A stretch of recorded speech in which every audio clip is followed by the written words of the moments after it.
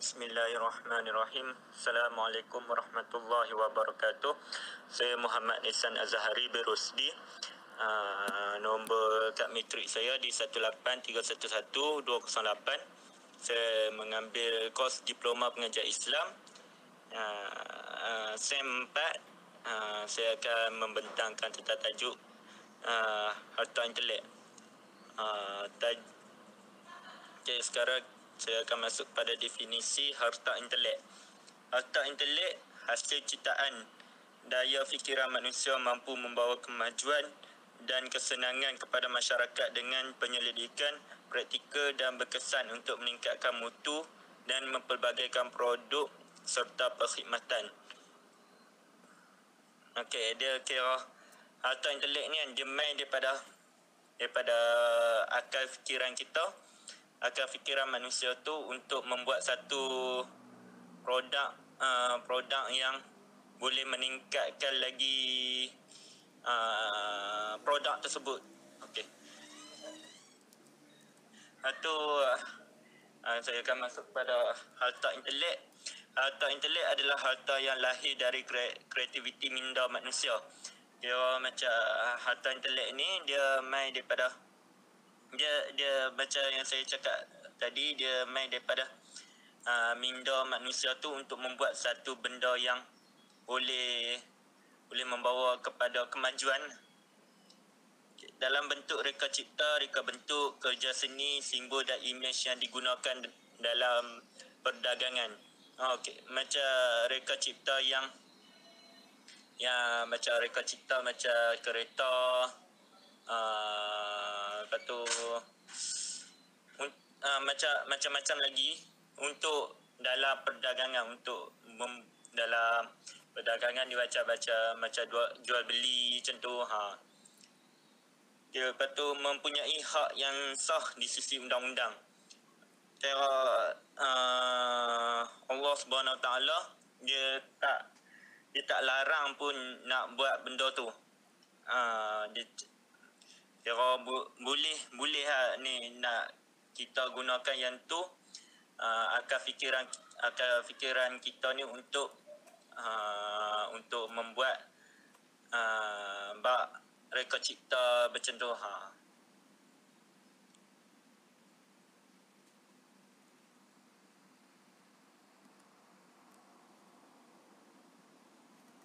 Itu kemudiannya kita akan masuk pada fungsi harta intelek.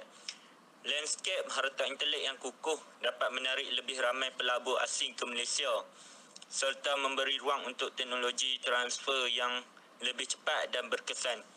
Okay, landscape harta intelek ni dia kira fungsi dia akan bagi pelabur-pelabur yang kat luar negara tu dia akan bagi kat Malaysia ni untuk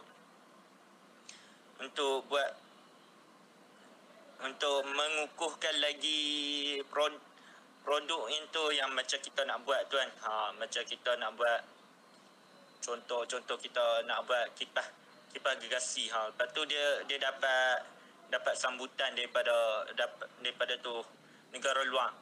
Kira negara luar tu dia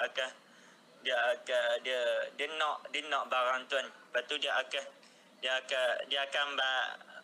bagi dekat negara kita ni dia akan bagi macam mana nak cakap, dia akan bagi dia akan melaburkan sikit wang macam tu untuk kita buat benda tersebut tu. Okey. Lepas tu beberapa buah negara telah mula serius akan potensi harta intelek sebagai satu aset penting yang dapat menjana pembangunan ekonomi dengan berkesan. Okey. Macam beberapa buah negara ni depa dah ambil serius dah tentang harta intelek ni, sebab dia penting untuk kita menjanakan pembangunan ekonomi. Macam kita nak meningkatkan lagi ekonomi negara tu depa kena ambil serius sebab dia ikut pada peredaran zaman yang zaman lo ni teknologi canggih. Okey, lepas tu dia dia mula negara tu akan ambil serius hal dia akan bagi negara dia ni maju lebih semua. Lepas tu dia akan buat produk tu bagi sama taraf dengan peredaran zaman tu. Okey. Di peringkat antarabangsa terdapat beberapa cap dagangan ternama yang melambangkan kemajuan sebuah negara. Apabila disebut sesuatu jenama, maka ia terus saja dikaitkan dengan negara tertentu. Okey, macam tu. Contoh yang diberikan bagi saya ambil Proton. Kereta kita ni Proton X70. Okey, nampak kereta ni kan, nampak macam mewah gila kan. Nampak macam luar negara sangat kan. Okey, mungkin nanti negara asing ni kan, dia akan ambil kereta kita ni, dia akan bawa pi kat sana untuk dijadikan kenderaan lah. Sebab daripada luaran tu dengan dalaman dia tu nampak macam bukan macam kereta Malaysia yang lah ni macam bukan kereta Malaysia yang dulu nampak macam kereta tu kan trend lah ni. Nampak macam kereta tu nampak mewah macam Range Rover tu kita tengok ni tu orang Malaysia kebanyakannya guna juga Range Rover tu. Dia datang daripada negara luar. Kira negara luar tu kan nampak maju lah. Kita cakap macam Range Rover ni datang daripada Amerika. Nampak ni tu Range Rover lah. Nampak ni tu macam tanda Amerika negara dia. Macam tu. Macam nanti kalau kereta Proton X70 ni kan duduk kat luar, nanti mereka akan ingat Malaysia ni. Begitulah. Sekian sahaja.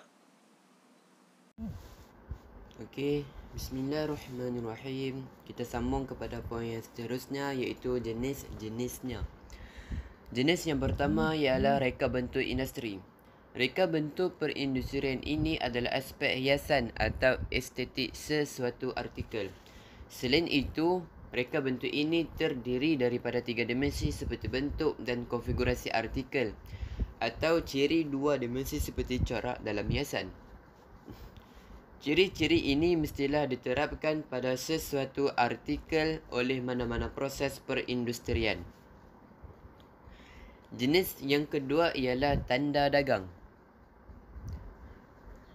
Tanda dagang adalah tanda yang membezakan barangan dan perkhidmatan daripada seseorang peniaga dari yang lain. Selain itu juga, tanda ini juga merangkumi perkataan, gambar, logo, nama, huruf, nombor atau gabungan yang disebutkan tadi. Seterusnya, jenis yang ketiga ialah paten. Paten adalah hak eksklusif yang diberikan untuk ciptaan, iaitu produk atau proses yang secara umumnya menyediakan kaedah yang baru untuk melakukan sesuatu atau menawarkan penyelesaian teknikal yang baru kepada sesuatu permasalahan. Jenis yang keempat iaitu petunjuk geografi. Petunjuk geografi adalah tanda yang digunakan pada produk, serta ia mempunyai asal geografi yang tertentu dan memiliki sifat atau reputasi yang disebabkan oleh asal itu. Dan jenis yang terakhir iaitu hak cipta. Hak cipta ini merupakan perlindungan yang diberikan kepada pengarang, pemilik hak cipta dan pelaku karya dan persembahan hak cipta. Selain itu, persembahan hak cipta ini yang ditetapkan di bawah Akta Hak Cipta 1987. Baik, bismillahirrahmanirrahim. Saya Islam bin Zulkarnain akan menerangkan modus operandi harta intelek. Jadi harta intelek ni dia boleh dijual, boleh dibeli, boleh dipindah milikkan, boleh disewakan dan boleh diwasiatkan. Kita boleh mendaftarkan karya kita di Perbadanan Harta Intelek Malaysia iaitu MyIPO secara online, kerana MyIPO menyediakan sistem permohonan secara online bagi memudahkan pendaftaran paten dan cap dagangan. Producer dia adalah kita buka dekat MyIPO kat Google, Lepas tu kita boleh isi borang CR1 iaitu karya asal, ataupun kita juga boleh isi borang CR2 iaitu karya terbitan. Yang mana dalam borang tu kita perlu isi alamat. Alamat adalah tidak wajib, kita boleh isi, ataupun kalau kita tak nak isi pun kita boleh juga, kita tak perlu isi. Kemudian yang seterusnya maklumat pemunya ataupun pemilik karya tersebut. Maklumat individu untuk dihubungi yang ni wajib diisi dengan lengkap. Kemudian borang CR1 iaitu borang karya asal ataupun karya terbitan iaitu CR2 yang telah diisi lengkap perlu ditandatangani dan dibuat salinan imbas dalam format PDF. Kemudian yang terakhir, borang tersebut yang telah lengkap diisi dalam format PDF hendaklah dikemukakan kepada MyIPO dalam bentuk soft copy bersama-sama item C, iaitu disarankan agar karya dihantar dalam format soft copy digital bagi mempercepat proses pemfailan. Maksudnya perlu dihantar bersama-sama soft copy bagi mempercepatkan proses lah. So seterusnya, berbalik kepada slide. Akta yang memberi perlindungan kepada harta intelek di Malaysia membabitkan Akta Cap Dagangan 1976, Akta Paten 1983, Akta Hak Cipta 1987, Akta Reka Bentuk Perindustrian 1996, Akta Petunjuk Geografi 2000, Akta Susun Atolita Bersepadu 2000. So jika kita didapati bersalah mencuri ataupun cetak rompak harta intelek orang lain, kita boleh dihukum penjara 2 tahun. Assalamualaikum warahmatullahi wabarakatuh. Nama diberi Muhammad Izam Syauqi Muhammad Nazir. Ingin dari kumpulan 1 ingin membentangkan tajuk kelebihan perlindungan harta intelek, iaitu memberi hak eksklusif kepada pemilik untuk mengawal dan mengeksploitasi harta intelek, membuat, mengguna, mengedar, menjual, mengimport dan tindakan undang-undang ke atas pihak yang melanggar hak harta intelek. Okey, baik, seterusnya, produk berinovasi yang dihasilkan tidak bermakna sekiranya tidak dikomersialkan. Salah satu pendekatan pengkomersialan hasil penyelidikan dan pembangunan R&D adalah apabila tercapai perjanjian pembelian sesuatu teknologi. Namun, sebelum teknologi tersebut dipasarkan, perlu diberi perlindungan sebagai harta intelek terlebih dahulu, sama ada dalam bentuk paten, cap dagang, hak cipta, rahsia perniagaan atau reka cipta industri. Okey, saya akan jelaskan lebih terperinci lagi maksud paten. Paten bermaksud hak eksklusif yang diberikan terhadap sesuatu. Reka cipta sama ada sesuatu produk atau proses untuk menghasilkan cara baru bagi membuat sesuatu ataupun penyelesaian teknikal bagi sesuatu masalah. Hak paten selalunya diberikan oleh kerajaan kepada seseorang pencipta atau pereka sesuatu ciptaan yang memberikan kepadanya hak sepenuhnya untuk membuat, mengguna dan menjual reka tersebut untuk satu tempoh masa yang tertentu. Di Malaysia, paten dilindungi selama 20 tahun. Dari tarikh pemfailan, empunya paten boleh mengambil tindakan undang-undang ke atas pihak lain yang melanggar hak tanpa kebenaran empunya paten. Seterusnya ialah cap dagang ataupun trademark, ialah sejenis tanda atau penunjuk tersendiri yang digunakan oleh seseorang individu ataupun syarikat entiti lain untuk mengecam sumber barangan atau perkhidmatannya secara unik. Untuk membezakan dari hasil entiti lain, ia merupakan salah satu daripada hak-hak intelektual. Perlindungan cap dagang diperuntukkan di bawah Akta Cap Dagang 1976. Seterusnya ialah hak cipta. Ialah satu set hak eksklusif yang mengawal penggunaan sesuatu pernyataan idea atau maklumat. Dalam kebanyakan kes, hak-hak ini adalah untuk tempoh yang terhad. Hak cipta boleh wujud dalam berbagai-bagai karya kreatif, intelektual atau berseni. Ini termasuk puisi, tesis, drama, buku, filem, karya, koreografi, gabungan muzik, rakaman audio, lukisan, arca, gambar foto, perisian serta siaran radio dan televisyen. Dan di setengah bidang kuasa, juga seni reka perindustrian. Hak cipta ialah sejenis hak intelektual.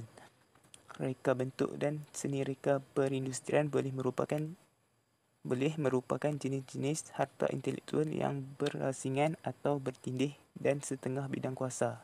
Dalam sesetengah bidang kuasa. Seterusnya ialah rahsia perniagaan atau reka cipta industri. Ialah ciri bentuk, tata rajah, corak atau hiasan yang digunakan pada sesuatu barang melalui apa-apa proses atau cara perindustrian. Ianya ciri yang ada pada barang siap dan merupakan ciri yang menarik dan dinilai dengan pandangan mata.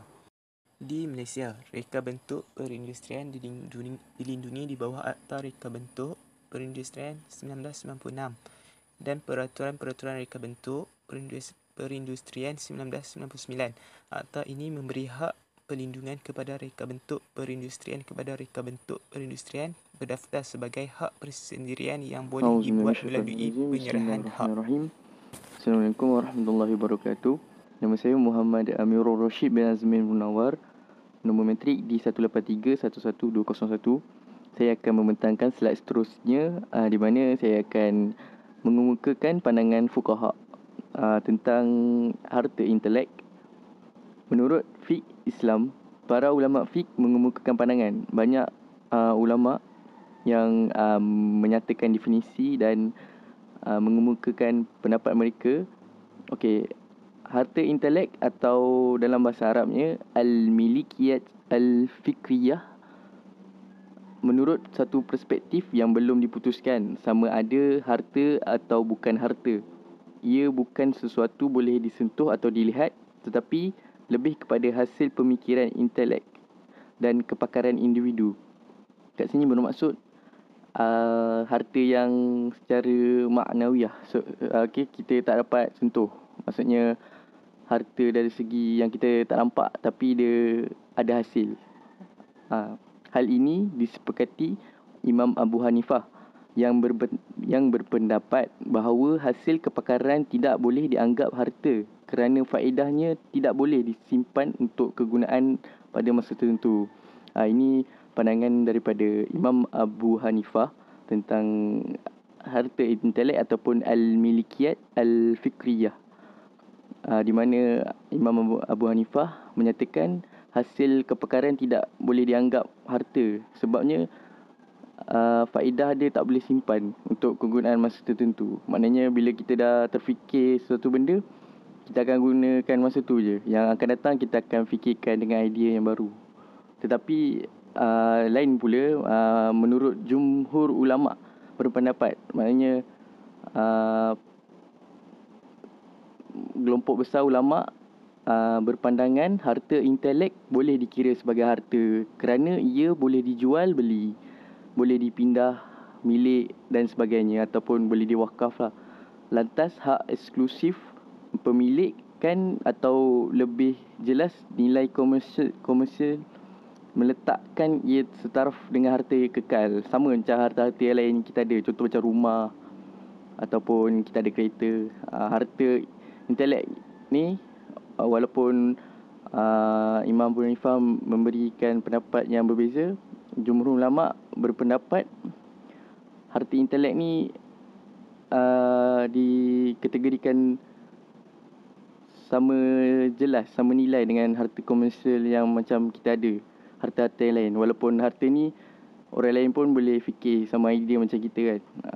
Orang lain pun boleh dapat ilham idea macam kita, tapi harta tu kalau kita dah istihad ataupun kita dah daftarkan dia sebagai harta kita, maknanya harta tu memang berharga. Kita boleh jual, kita boleh wakafkan. So memang harta intelektual ni dikategorikan sebagai harta menurut pandangan Islam. Ataupun kita ambil pandangan Al-Sheikh Muhammad Taqi Al-Utsmani, seorang mufti ulama yang pakar dalam bidang muamalat dia. Mana kira dia bagus. Dia mengatakan menurut dia definisi harta intelek ni, dia mengatakan bahawa harta intelektual ialah hak yang didapati dengan ketentuan adat dan undang-undang untuk siapa yang mencipta ciptaan baru atau bentuk baru bagi sesuatu barang. Ni ulama yang selepas pada Imam Abu Hanifah lah. Maksudnya ulama moden. Ulama sekarang dia cakap harta intelektual ialah hak yang didapati dengan ketentuan adat dan undang-undang untuk siapa yang mencipta ciptaan baru atau bentuk baru bagi sesuatu barang. Dekat sini nak cakap kita ada hak atas harta yang kita cipta ataupun kita gubal tu. Kita boleh mendaftarkan harta kita tu mengikut ketentuan adat ataupun ada undang-undang di bawah Akta Harta Intelektual.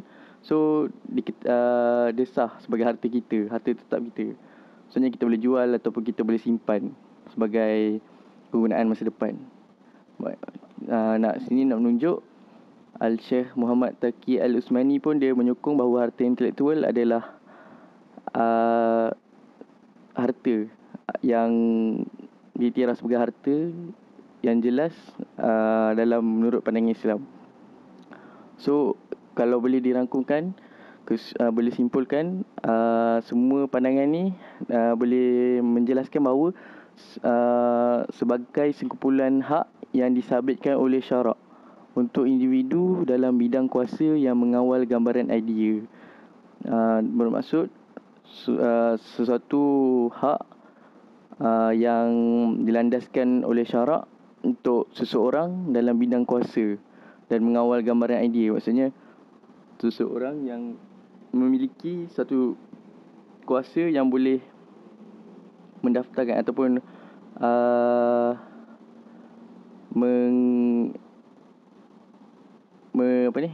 mengenapasi hak milik sesuatu harta intelektual orang tu. Ataupun kalau nak lebih jelasnya, dipastikan memenuhi kepentingan perundangan dengan menggunakan dan mentadbir dalam ruang lingkup ketentuan syarak yang telah ditetapkan. Boleh secara jelasnya kalau ikutkan definisi harta intelektual ni menurut fiqh Islam yang telah diutarakan oleh para ulama fiqh, dapatlah kita faham sekumpulan hak yang disabitkan oleh syarak untuk individu dalam bidang kuasa mengawal gambaran idea dipastikan memenuhi kepentingan perundangan dengan menggunakan dan mentadbir dalam ruang lingkup ketentuan syarak yang telah ditetapkan. So jelas definisi ni tak jauh beza dengan awal tadi yang kawan kita beritahu, definisi menurut sarjana-sarjana undang-undang sivil kan. Ni menurut pandangan Islam pun tak jauh beza.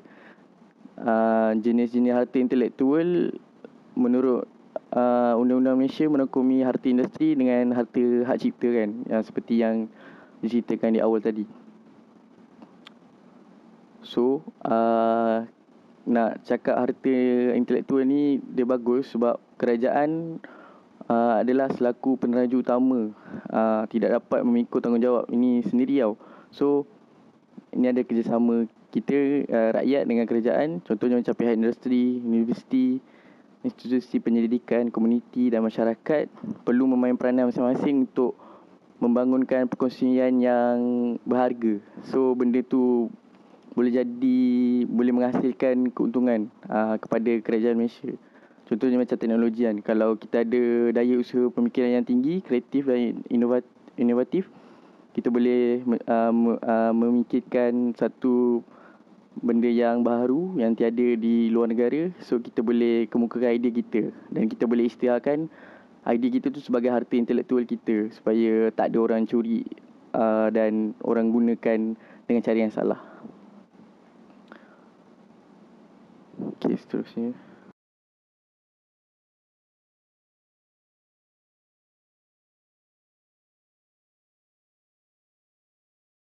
Okey, saya pergi ke slide seterusnya, iaitu slide yang terakhir.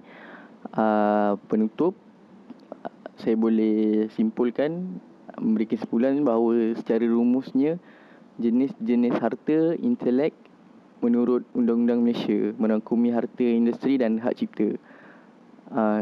Kalau yang terbahagi dalam slide ni, kalau boleh nampak, saya dah bahagikan harta industri merangkumi cap dagangan, paten, reka bentuk, perindustrian, reka bentuk, litar bersepadu dan sebagainya. Hak cipta pula merujuk kepada hak penguasaan yang dilindungi oleh undang-undang ke atas seluruh atau sebahagian daripada hasil ciptaan merangkumi karya sastera, karya muzik, karya seni, filem, rakaman, bunyi dan siaran. Maksudnya idea-idea yang tercipta lah. Seperti yang tadi patah balik kepada harta industri.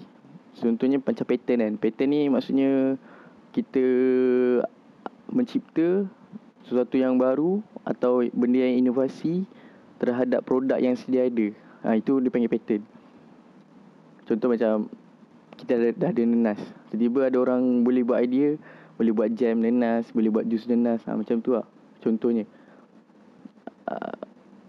Ataupun reka bentuk perindustrian ni, seterusnya saya bagi contoh reka bentuk perindustrian.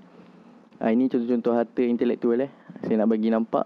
Reka bentuk perindustrian pula seperti reka bentuk dia macam bagi contoh macam corak atau ukiran sesuatu produk, di mana contoh macam kalau kita nampak jenis Nusantara ni, dia ada satu idea yang corak kayu macam rumah kampung kan, ada corak-corak ukiran bunga dia lain, berbeza dengan seperti macam Turki ke dan negara-negara Eropah yang lain. Itu antara harta intelektual yang kita perlu jaga sebagai khazanah yang amat besar. Contoh lain macam petunjuk geografi ni pun harta intelektual. Maksudnya dia barang tu berasal daripada negeri mana, negara mana, wilayah mana, daerah mana. Contoh macam, saya boleh bagi contoh macam labu sayung. Labu sayung tu, kalau kita cakap labu sayung, mesti orang akan claim labu sayung Kuala Kangsar, ataupun Keropok Lekor, Terengganu. Itu petunjuk geografi. Harta intelektual dari segi petunjuk geografi. Hak cipta pula, dia yang tadi saya kemukakan, ada muzik, filem. Dia yang kita boleh fikir lah.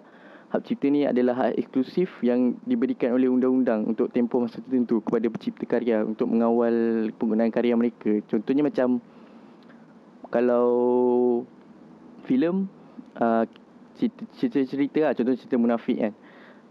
Kalau ada yang dah tiru cerita Munafik tu, itu adalah idea daripada Samsul Yusof kan. Dia yang director. So kalau diorang tiru, dia boleh cakap itu dia punya idea kan. So dia akan kemukakan lah, sebab tu harta intelektual dia. Maksudnya dari segi filem ataupun rakaman bunyi. Rakaman bunyi ni contoh macam lagu lah. Contoh macam lagu, benda-benda yang seni lah. Contoh macam lirik kan, orang buat lirik. Dia ada idea buat lirik, tiba-tiba lirik dia kena curi. Lepas tu orang buat lagu dan lagu tu pun terkenal. Dia, kalau lirik dia berdaftar di bawah akta harta intelektual, so dia boleh claim balik dia punya lirik tu. Maksudnya tak sia-sia lah dia berfikir. Ataupun harta intelektual menurut cap dagangan ataupun secara cap dagangan ni, macam KFC, McDonald ni melalui cap dagangan. Sebab cap dagangan ni kalau dalam bahasa Inggeris dia trademark ni kan. So orang dah kenal KFC ni mesti ayam. Orang dah kira dah ada pengiklanan semua tu, kira itu harta intelektual orang lah, yang dah terkenal. Macam contoh macam Proton kan. Proton kita dah dapat bayang apa kereta dia, apa semua. So orang tak boleh nak tiru Proton. Macam tu lah. Itu adalah antara harta intelektual yang kita perlu fahami. Kalau boleh saya ambil maksud dah saya ambil dalil, maksud daripada surah An-Nisa ayat 29, surah An-Nisa ayat 29, di mana dalam Al-Quran pun ada menjelaskan bahawasanya, hai orang-orang yang beriman, janganlah kamu saling memakan harta sesama kamu dengan jalan yang batil, kecuali dengan jalan perniagaan yang berlaku dengan suka sama suka antara kamu, dan janganlah membunuh dirimu, dalam kurungan membunuh diri dan orang lain, sesungguhnya Allah Maha Penyayang kepadamu. Surah An-Nisa ayat 29. Kat sini nak menerangkan, dalam Quran pun berfirman, Allah memerintahkan orang yang beriman kita saling berkongsi harta. Maksudnya jangan bergaduh. Maksudnya kalau kita suka harta intelektual dia dan kita ada duit untuk beli, kita beli, jangan kita curi. Itu adalah cara yang salah. Disabit juga dalam hadis Rasulullah SAW bersabda, setiap Muslim ke atas Muslim yang lain diharamkan, dalam kurungan, daripada mencabul nyawanya, hartanya dan maruah. Tidak dihalalkan harta seseorang Muslim melainkan dengan kebenaran dari dirinya, maksudnya daripada pemiliknya sendiri. So harta intelektual ni, kalau kita faham tadi menurut pandangan fuqaha, harta intelek ni antara harta adalah satu bentuk harta diiktirafkan dalam Islam. So kita sendiri kena jaga, kita sendiri kena pastikan kita tak cuai dan tak abaikan, sebab benda-benda macam ni sebenarnya berharga. Idea-idea yang kita ada semua ni, sebab semua tu Allah yang berikan ilham yang cukup besar kat kita. So kita boleh membuatkan tu sebagai hasil kita punya kerah daya pemikiran kita. Kalau secara contoh jelasnya saya boleh bagi, macam dalam slide, idea penulis. Ni contoh, idea penulis tersebut boleh dimanfaatkan dengan membaca dan mendapat keuntungan hasil penerbitnya. Manakala durian dimanfaatkan dengan memakan dan mendapatkan keuntungan hasil jualan. Kat sini kan sama, dia macam orang yang menanam durian. So durian tu dah membuahkan hasil, ada buah durian, dia boleh jual buah tu dan dia akan dapatkan keuntungan. Sama juga macam idea kita, iaitu harta intelektual ni, sesuatu benda yang maknawiyah yang kita tak boleh nak pegang, tapi dia idea. Kita boleh berfikir. Contoh macam orang buat novel, orang buat reka-reka jalan cerita semua. So orang suka dengan jalan cerita tu, dia boleh jual novel tu, dia akan dapat keuntungan, dan orang pun dapat manfaat daripada membaca novel yang tersebut. So harta intelektual ni, secara kesimpulannya saya boleh bagi, dia adalah suatu benda yang tak semua yang nampak lagi. Benda ni penting sebab banyak je isu-isu yang berlaku, harta ni dicuri ke, diplagiat ke, maksudnya tidak didaftarkan. So bila kita ada suatu benda yang manfaat untuk semua orang dan kita rasa benda tu berharga, kita sepatutnya menjaga dia dengan sebaik, seperti kita jaga harta yang kita nampak. Contoh macam kita ada motor, kita jaga elok-elok, kita cuci dia, kita jaga. So macam harta intelektual, idea kita ni kita kena jaga elok-elok. Dan kalau boleh daftar, kita daftarkan supaya tidak dicuri.